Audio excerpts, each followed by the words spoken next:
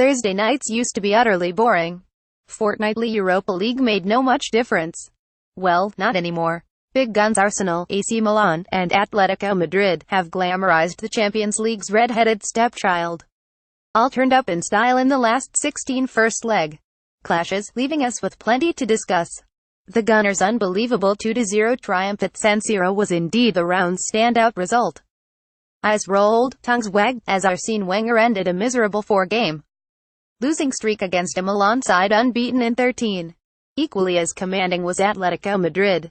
The three-star Rojiblancos eased past Lokomotiv Moscow almost without kicking a ball. On the flip side, however, Borussia Dortmund and CSKA Moscow joined the Rossonerian licking their wounds.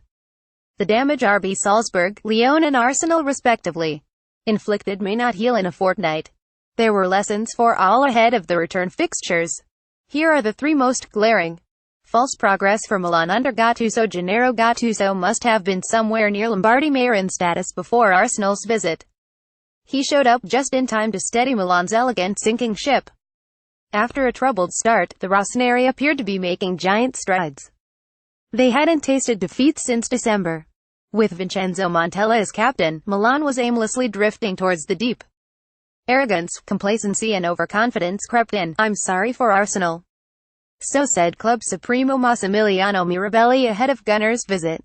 In the end, it was clear who needed sympathy. Wenger's team was the biggest challenge to date in the Gattuso era. His side crumbled shamefully. Let's pause a bit. Arsenal showed courage, yes. They were determined and resolute, of course. But even the most optimistic Gunner isn't carried away. Not when Wenger's men typically take a couple of games off to recoup. Certainly not with Atletico Madrid still in contention. With the La Liga race all but over, the Europa League is the Rojiblancos' only hope of silverware. Diego Simeone isn't taking the competition casually.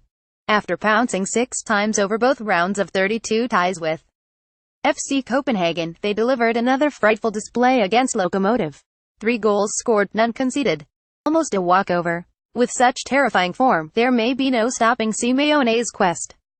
French army with a point to prove. It's been over 2 decades since any Ligue 1 representative returned with a European Cup of any sort.